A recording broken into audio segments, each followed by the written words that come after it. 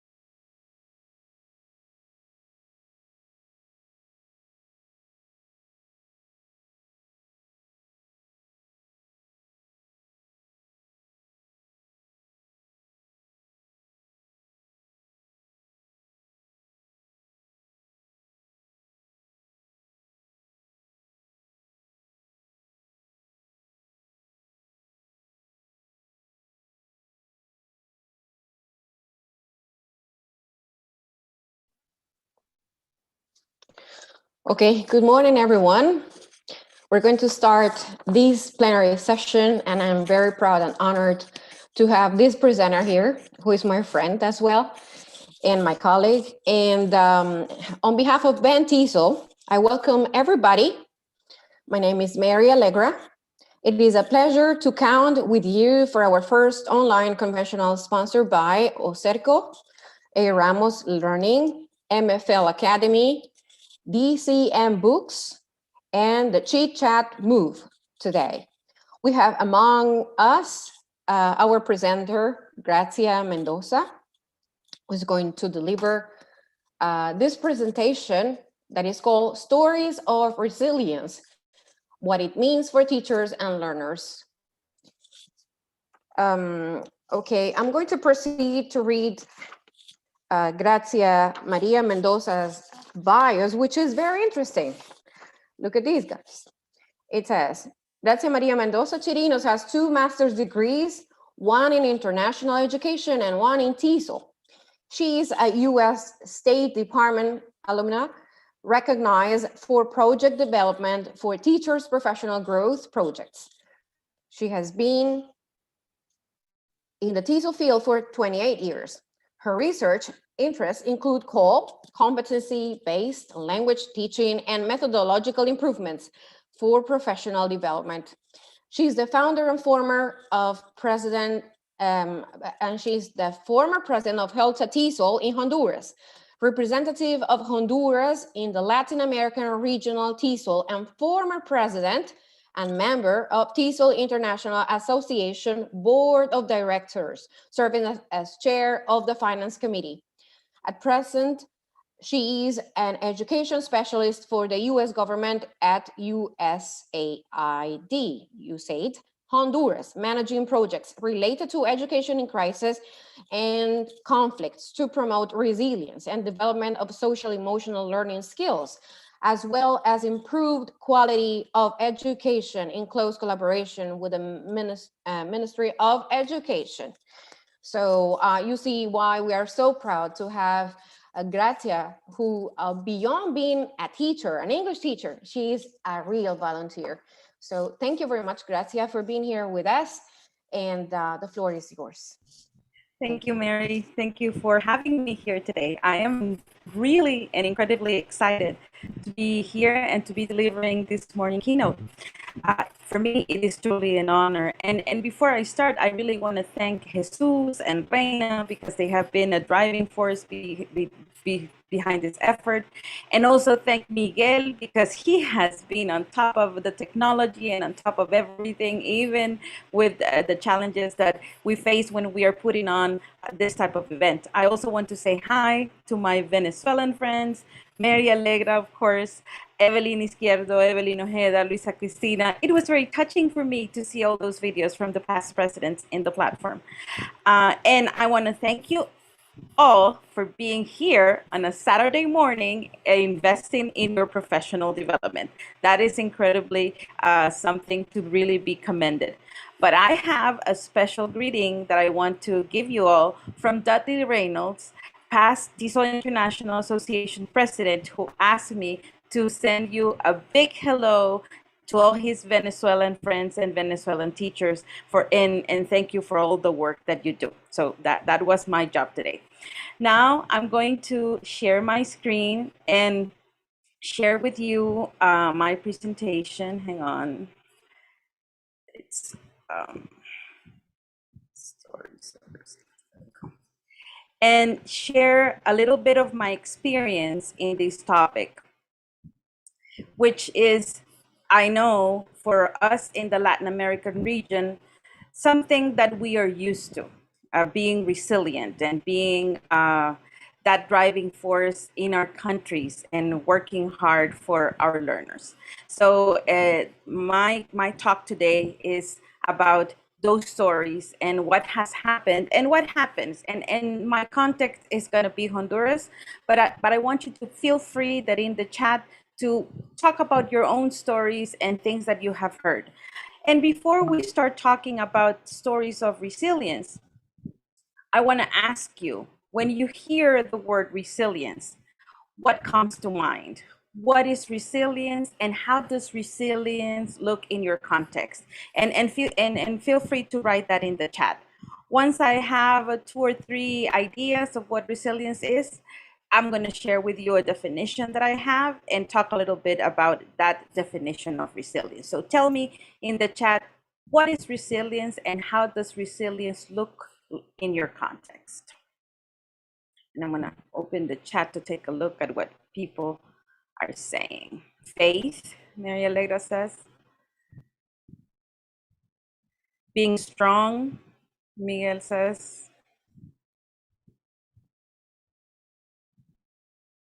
Adaptation, Diorling. Diorling says adaptation.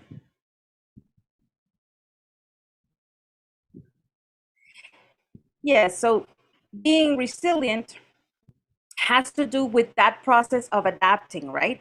In the face of adversity. And when I was looking for the definition that would actually encapsulate what resilience is, I came across, of course, the definition from the Association of Psychologists, right?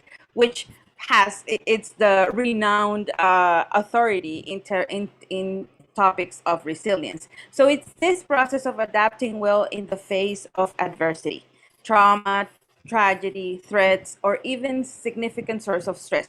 So it doesn't have to be something completely terrible. There are situations that cause us stress, and we need to be resilient. And your definitions are spot on. Adapting, having faith, being able to process certain things and look at the positive side of things, right? That's part of what resilience is.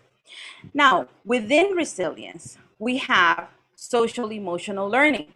Now tell me, when you hear social emotional learning, what comes to mind? And tell me in the chat.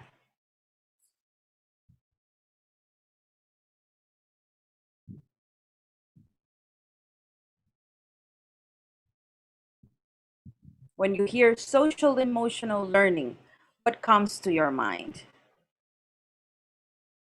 And I know that we also have people in YouTube, so maybe somebody can help me with information. Soft skills. And I like to call soft skills essential skills. The emotional load that affects learners' process. Okay.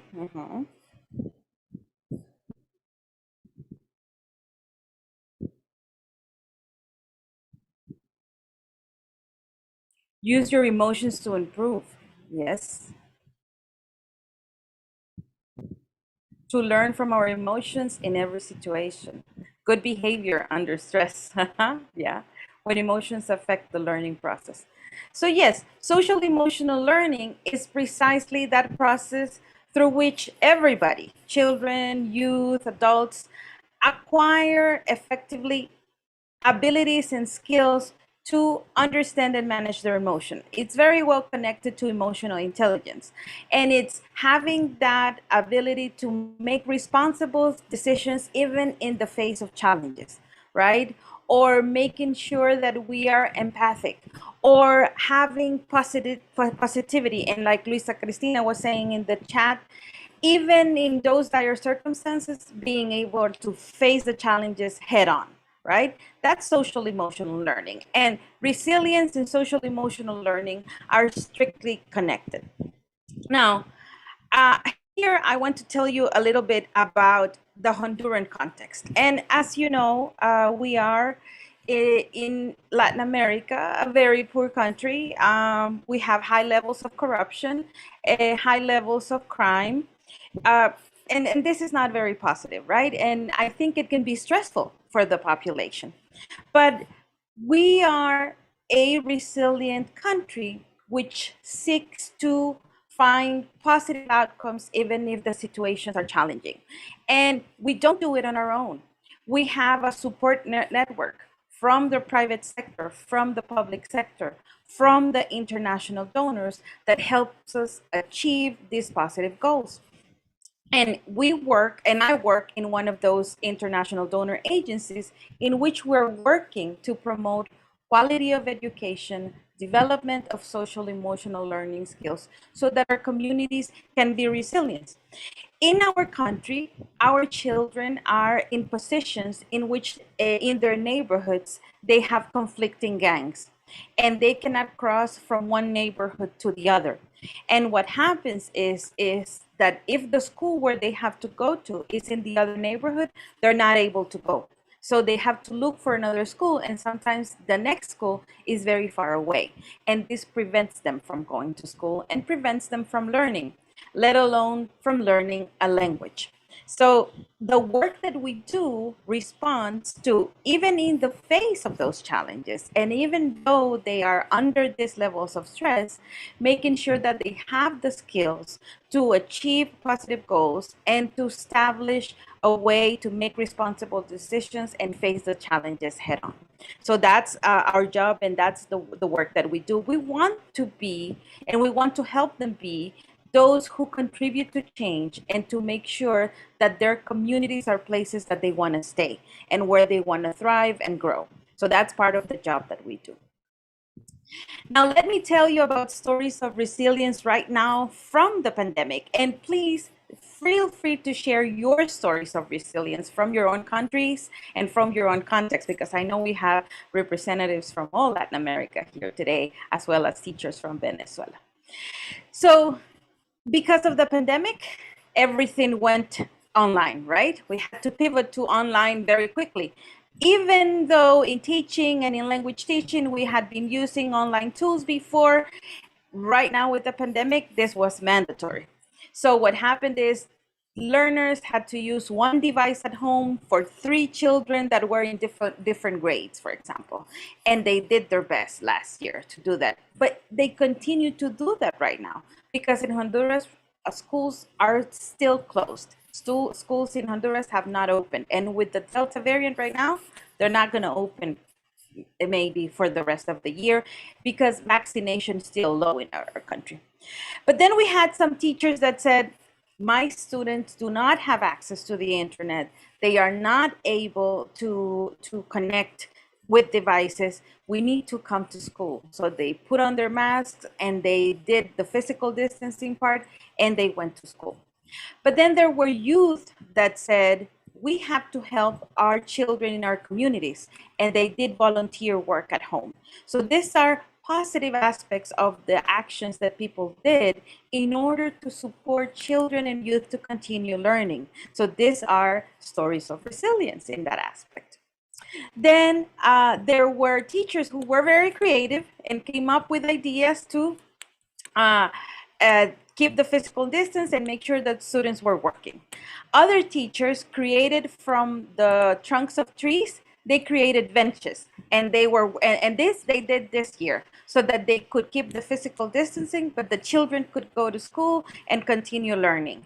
And then there were some libraries in some schools that opened up so that the children could go at different times of the day to read. The intention here is keep education going and make sure that the children kept learning, because we don't want them to stop learning, right?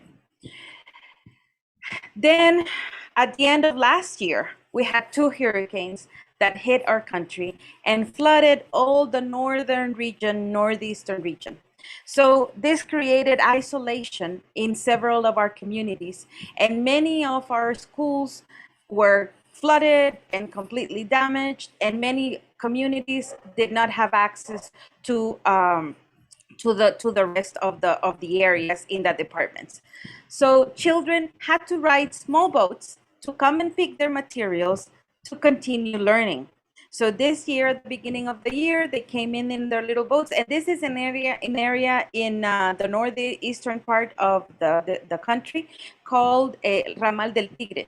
This community was completely isolated and flooded, so they could not come to the urban area of the department. So they brought their boats, they came out to pick their materials so that they continue learning. Then in shelters, there was work being done with the students and with the children who were there, children and youth who were there, to keep them productively engaged in activities, because we didn't want them to be in those temporary shelters just doing nothing. We wanted to keep them busy and make sure that they were doing something productive with their time. And we did several activities with them there. Then parents, and I think parents have been a key example during this pandemic, because, and I don't know in your context, but I can tell you in Honduras, our parents have low levels of schooling.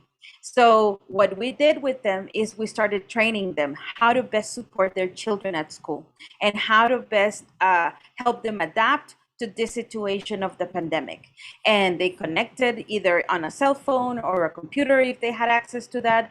And we provided guides for them that they could follow step by step and tell them, now you do this with your children, now you do this, etc. So it was important to make sure that we also involve the parents. The teachers are key, the parents were key or have been key during this pandemic. Again, these are stories of resilience. And I'm glad that Gabby yesterday mentioned the importance of photographs. And as you can see in the pictures, these pictures tell you 100 stories.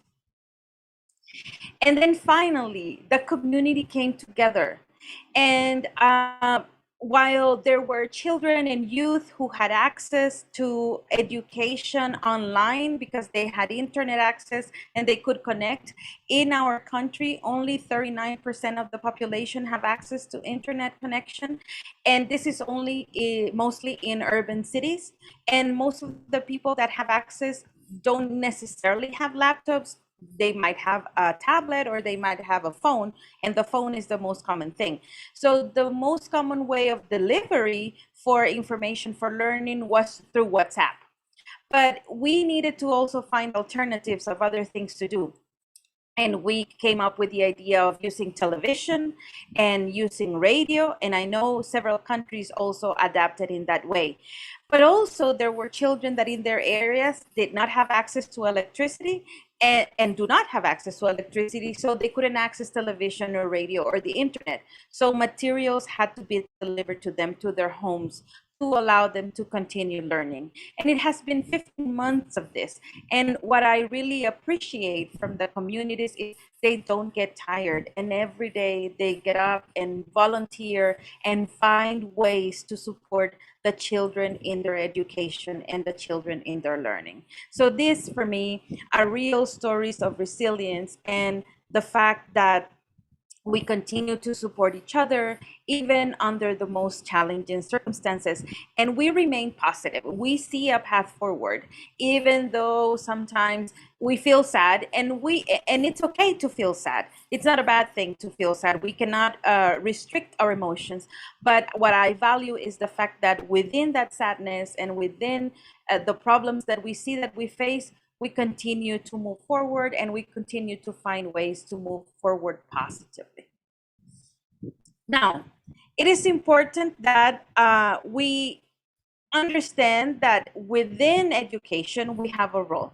And in the ELT world, and like I always tell everyone, we have a huge responsibility because we are not only educating learners just for the sake of education, but we are having an impact in their lives. And depending on what we do, that impact can be positive and or negative, but I hope that we are having a positive impact in our learners.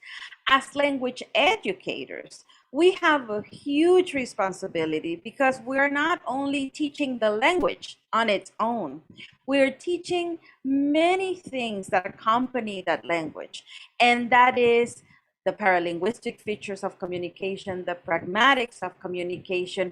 We are bringing the culture and we are teaching our students to respect a different culture and to embrace those differences and tolerate and understand that we are not the same, but that being different is what enriches our lives as humans. And I like to always mention the 6 principles of, for example, teaching of English learners. And as you know, this is part of TESOL's research. And I think this definitely applies to what being resilient is, and definitely helps you with creating these spaces for social emotional learning development. And I'm going to tell you why.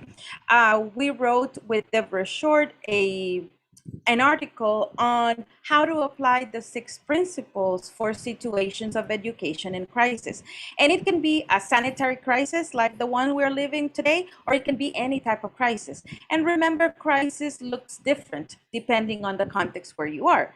If you are in one country, it can mean war. If you are in another country, it can mean famine. If you are in a country like mine, it can mean gangs and violence and high crime. So it really depends on where you are, the way that you're going to define that crisis. And I think the principles really help us gauge and understand how can we support our learners in having high quality lessons and also keep the learning going. So the first principle, as you can see here, it's all about knowing your learners. And I know that in the past, we used to be told you cannot go beyond that line of you don't need to know a lot of information of your students, you just need to teach them. But we have learned as time has evolved that we need to know your learners, who they are, what they do, and not only for the sake of knowing them, but to understand where their strengths are, where you need to work more with them, which are the areas in which you need to help them the most, and especially when they are learning a second language, right? That's very important because you don't necessarily have all the skills from the very beginning to learn a language. So teachers, we need to know and understand our learners really well, so that by the end of a process, we understand how they're going to be learning. Then we also need to be able to set up that educational experience and create those conditions for language learning that address the cognitive aspect, the social aspect, and that helps us understand what our role as a teacher are, right? And finally, principle 3 is telling us you need to make sure that you create quality lessons with the appropriate quantity of content and make sure that you are delivering this in a format that is comprehensive and that helps learners understand the processes, and that these lessons really create an exemplary way or exemplary learners within that learning context. Then we have principles 4, 5, and 6, and these are the parts, the emotional part of the principles, I like to say. And this learning to adapt. You need to be flexible. And in the current context, for example, we have learned how to be flexible and how to be patient. Our learners are not in our classroom. They are not in that place where we can control everything that they do, right? They are at home. Everybody is at home with their families. And even if you have a part of your students in school and a part at home, that's still a difficult environment to control, right? So depending on where you are, we have learned to adapt and we have learned to be flexible. Now, I'm not saying that before we didn't do that. We did that. But now we have been more intentional about that, and we have been a little bit more patient with our students and their situations. And this principle connects very well with principle 1 about knowing your learners, knowing the realities, and understanding what's happening. In Honduras, we had situations of teachers that had to go to students' homes in order to help them with their learning because they didn't have access to any way of learning and their parents couldn't support them. So teachers had to walk long distances in order to support their learners that way. So that's part of learning to adapt and knowing your learners. Then monitoring progress and assessing, and not just monitoring the language development for the sake of giving a grade, but to understand their learning process, because that's important for us as language educators. We need to understand their process, how they are learning, where they face the difficulties, and how can we best support them into integrating certain skills or certain abilities or certain strategies in order to be successful in language learning. And then principle 6, which I think is for us as teachers, is engaging in a community of practice like Ventiso. So if you are not part of Ventiso, make sure you join Ventiso, because being part of a community of practice is what really makes you a teacher that has that support network, that where you can have those cathartic moments and say, I am not feeling well today, and you're going to find a group of teachers that supports you.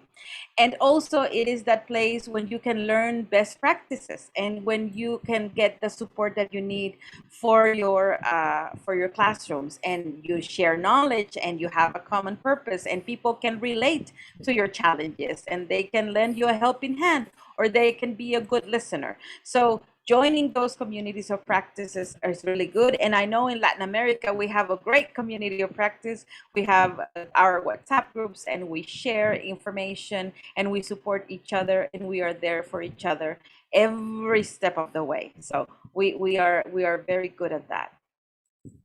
So some of the teaching strategies related to the principles are making sure that we are patient with our learners, as I was saying, making sure that we have that flexibility and that adaptability.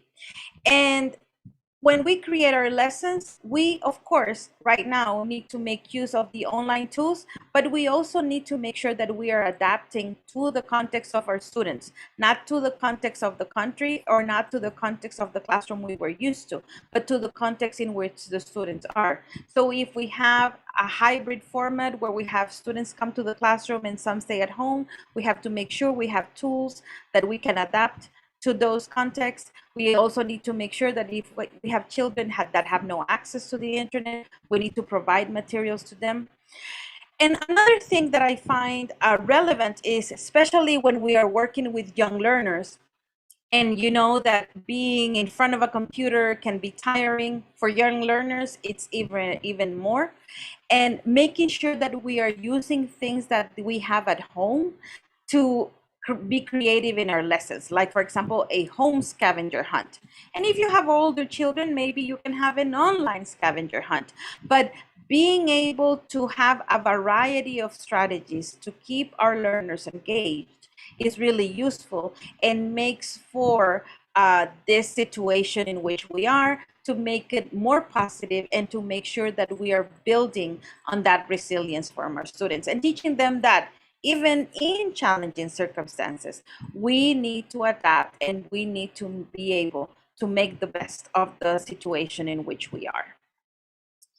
And then making sure that we are building community among teachers, but also building community among learners. Something that I have seen, and I have seen it in higher education, is how the learners come together and support each other. If they have a peer that has problems with their connection or has problems with their internet, they come together and they help that peer, and they make sure that he has access to that information, and so building that community of learners is also helpful and allows you to keep the engagement of your learners in the classroom.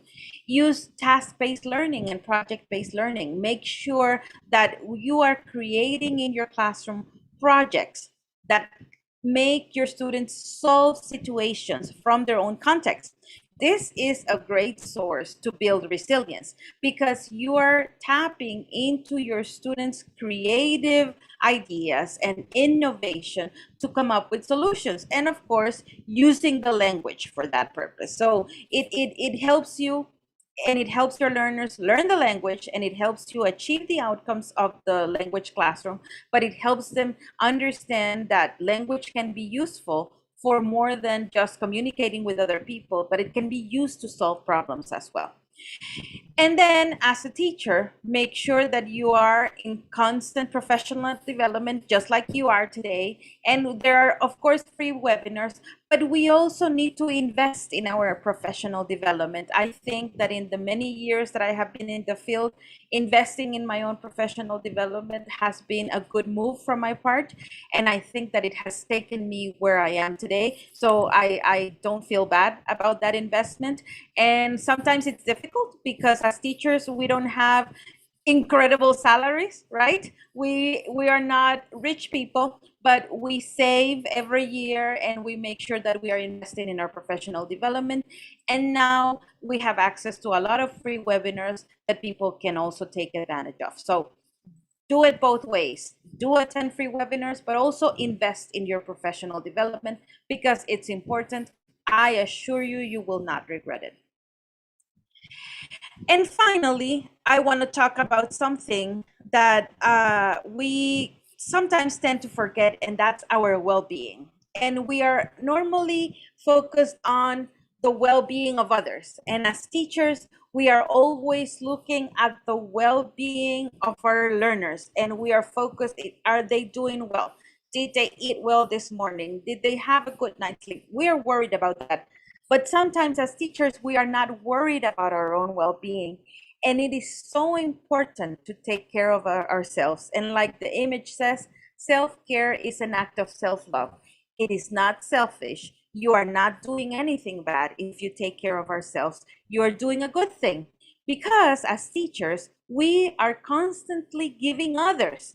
And then our energy tanks decrease their energy. And we need to find ways to constantly fill them up.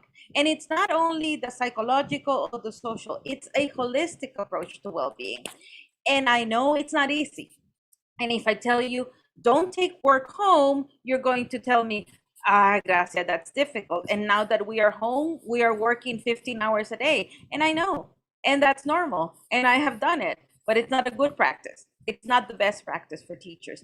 You need to make sure that you are taking care of yourself because you are a teacher that is a giver. And teachers who are givers need to have their energies replenished at all times. So if you don't have the habit yet, create a habit of well-being. And well-being doesn't have to be anything sophisticated. It can be a short walk in the park. It can be just sitting and meditating. It can be just breathing and thinking about positive things. It can be eating ice cream or chocolate, indulging in ice cream or chocolate. And you know, chocolate is, we have come to the conclusion that chocolate is a vegetable, so it's not bad for us, right? Because it comes from a plant. So make sure that you indulge in something that really makes you happy, and make sure that you find that work-life balance.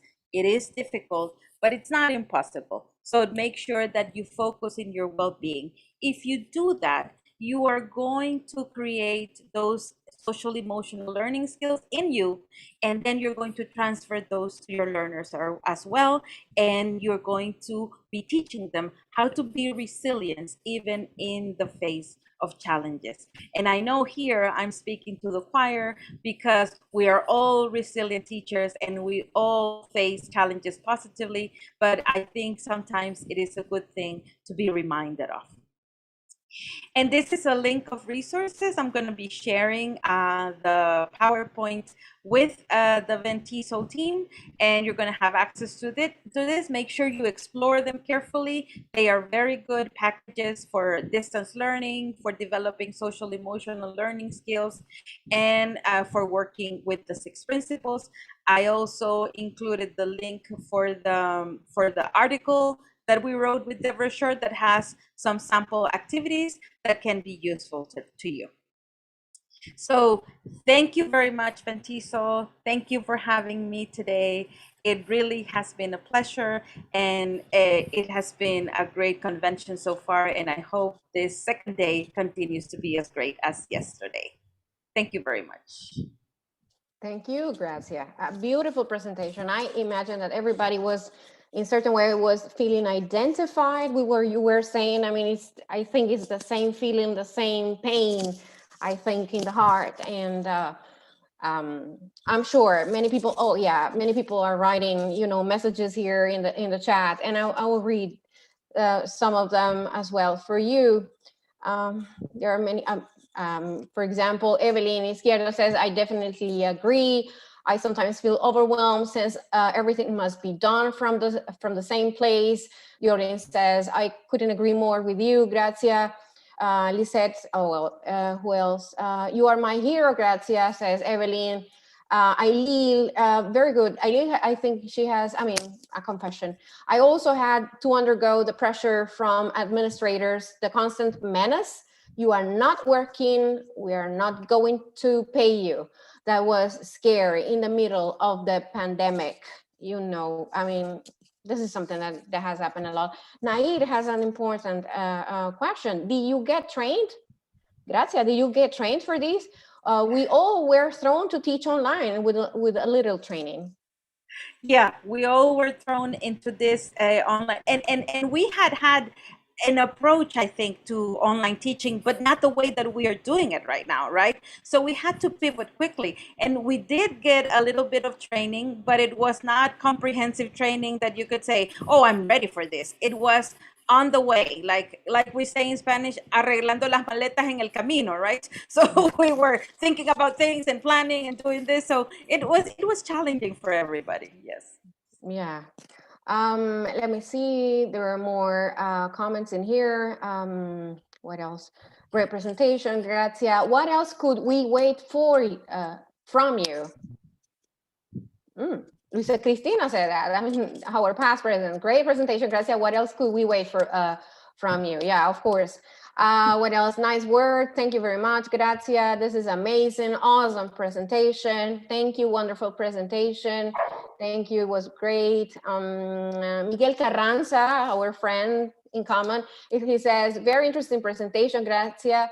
The pandemic has challenged us. A lot of students and adults have been affected mentally, yes, due to all restrictions and lockdown and the virus itself. What suggestions do you have for us teachers? Yeah, very expecting for that. So I think the suggestions for teachers are take a deep breath, take your time to think. Don't think that you have to do everything all the time, and don't think that you have to be perfect all the time. And I heard what somebody said there. I was afraid that my administrator thought that I was not working, and what are you doing? And that was the case for us in Honduras as well. We even had situations where teachers were not getting paid, even though they were working very hard. And that's challenging. And I think that's when we as teachers need to come together and advocate. That's when advocacy takes a place. And that's, for example, the role of associations. How do we advocate for our language teachers? And how do we influence policy? And how do we work with the Ministry of Education? And I can tell you, and I know ministries of education in all of our countries sometimes can be difficult, but sometimes they are also living challenging situations. Remember, they need to respond to politics, but they also need to respond to the teachers that they serve, and to the learners in the countries. So within our ministries of education, yes, we have politicians that need to respond to politics, but we have the technical teams of the ministries of education that are really interested in making a difference in their country and in education. So let's tap on their expertise and let's work with them together in order to support education in our countries. And like I said, our associations, we have a role, and we need to take that role and make it our own and make sure that we are influencing policy, advocating for teachers, and that can look different depending on your country and depending on the challenges of your country. But we need to find that way to really be advocates and make sure that we are somehow influencing policy. And it doesn't have to be a big thing at the beginning. Everything begins with one little step, just like babies when they begin walking, right? So sometimes we want to do everything very quickly, but no, everything has to start little, and then it's going to grow. But make sure you take that first step. That's what I would say. Yeah, in our case in Venezuela, well, we don't have a ministry of education that we can work with. So I think each one of us has a role. So we need to know that if we don't have a leader like that, we need to be our own leaders in our schools. So this is something, I mean, I understand why you say this is under normal conditions, and in other countries in Latin America, that would be the reality, that would be the right path to follow. But in some other places, like Nicaragua, or maybe Cuba, or maybe Venezuela, so we need to be our own leaders. That's my own, let's say, opinion about that. There are some other comments here. Let me see, we have some more minutes. It says, Ailil says, none of us were trained. I had some knowledge because you had been an online teacher. And so I had little knowledge. Oh, well, she was responding to someone else. Ailil was responding to someone else, but most in my colleagues didn't. And Nair, okay, Nair is requesting to post some links or resources in the forum. Okay, Ibelis Montilla says, but I am pleased hearing that those frustrations and sadness feelings are shared by many of us often too, of course. Okay, Ailil says, incorporating Google Classroom was impossible for me, just imagine. Regular mail worked better. Yeah, yes. And Ailil says, excellent, clap, clap, clap, very good. Okay, Rotzil Angulo says, in my case, I had to train myself, as everybody, I think, finding tools.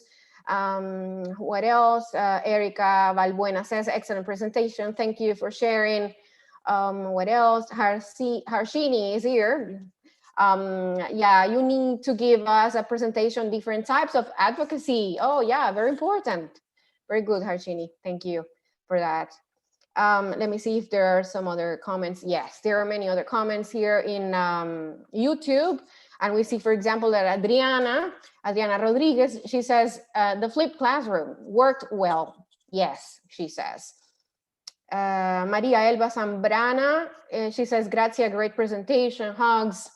Ailil, I mean, you are saying something that is very important. Teacher self-care is important. Yes. And I don't know what you think about that, Gracia. What can you say about that? Teacher self-care, very important, right? Yeah, that's incredibly important. As I mentioned, it's something that we need to keep in the front of our brain and keep it in mind all the time and incorporate it as part of our habits. Just like when we wake up, we take a bath, take a shower, and go to work. It's the same, and it's difficult sometimes to incorporate it, but it's not impossible. So we need to do it. And again, we start with little things and little things that make us happy, because we need to make sure that we are happy and we remain positive. That's part of being resilient. Okay, there is another comment here that says, yes, indulging is my favorite. Go for a walk myself and enter a place and have some coffee and cake, or just coffee. That's what Ailil says. Yeah. I mean, all other people can say what you do in order to, to feel less frustrated, in this environment in which we are living now. Some other comments: we can trust Venezuelans' email. I suppose that she's saying, Nair is saying that. Maria Fernanda Grazia, I think that's not the email. I think she's talking about the internet connection. That is awful, I know. Maria Fernanda Garcia says, wonderful presentation, very important information. Okay. What else do we have here? Erika Valbuena saying, excellent presentation. Thank you for sharing such important thoughts. What else? Many thank you expressions of in here. This unprecedented situation boosted million or zillion opportunities for professional development. That's Marianela Ayub from Uruguay, I think. James Papel, our next plenary presenter, he says, great presentation. Thank you, James. What else? Nurjai Jerez says, thank you, Grazia, great presentation. Self-care, a very important aspect. We sometimes forget it. Yes. What else? People talking about, Evelyn Izquierdo saying, recommendations to use flipped classroom in a flipped home. Don't know. Yeah, I think Evelyn, that's where our creative juices come into place, right? How do you flip the classroom in a flipped home? And I think that's where when I was telling you the examples of how we engage parents, that's where you need parents, and maybe, and that's for young learners, but we also need the youth, and the way that we have worked is we have engaged parents and given them the tools to do those things that we cannot do with our students because we don't have them in the classroom anymore. And we have also trained the youth. And I think that making them part of this process, which was not a normal thing before, has made them value education more and made them value the work of the teachers more, right? So providing them with a guide on how to do things and how to make sure that they keep their children engaged at home, and engaging youth into also being part of this process, I think has been key for us in creating cohesive communities. So yes, I would say provide a guide for your parents at home and for the youth at home so that they can support that flipped classroom that you would do on your own when you have your children in the classroom. I agree completely. Yeah, parents are important in this process that we are trying to, face and succeed from it. It says here, teacher Karen is saying, I highly recommend meditation every time you feel overwhelmed. It has helped me a lot during this process since pandemic started. It is not an act of selfishness, taking a few minutes per year. Very important. Sometimes it's difficult, to concentrate and try to meditate under these circumstances. I mean, in my case, I know we are conscious that is something that helps, but this pandemic is really, covering us, and our minds are like, it's like you cannot think properly. And something that works is you need to put it into your schedule.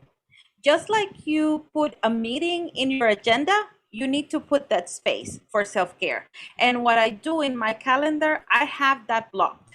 And that's my hour for self-care. And I either do a little bit of walking, a little bit of meditating, a little bit of breathing, but I make sure that that's part of my schedule. If you do not include it in your schedule, then you're not going to incorporate it. So it is important to make sure that it's part of that list of your to-do things every day. Yeah, great. You see, I'm going to also accompany Emily on her words. You're my heroine as well. Thank you. Any message you would like to give us, Venezuelan people and the rest of Latin American, attendees that we have here that we're very happy to have? I just want to say thank you. I want to tell you to keep working hard. I am a witness to the hard work that you do. Keep working hard. Keep reaching out to each other. Keep supporting each other. Let's keep working together. We are a region that are very supportive, so let's keep working together and helping each other. And like Harshini said, yes, we're going to prepare those advocacy training. We are looking into that. We are looking for grants to support that. So stay tuned. We're going to have a lot of work on leadership and advocacy for the region. We are planning that. So stay tuned. You're going to hear from us and about that work soon. Definitely. Thank you very much. Grazie on behalf of Ben Teasel. Thank you very much from the bottom of our hearts. And this has been a beautiful presentation. I think it is the plenary that has had more attendees. And yeah, because I've been in all of them. Thank you very much for being here, for supporting all our teachers in Venezuela and the rest of the world, because there are people of every part of the world. And I mean, I wish you the best of the best in your career as a volunteer, first of all, and the rest of the things, all the plans and projects you have in your life. Thank you very much, everybody, all the attendees today in this morning. Remember that we are continuing with our concurrent sessions that start in 9 minutes. All right, so let's stay tuned, and thank you very much for being here this morning. Thank you.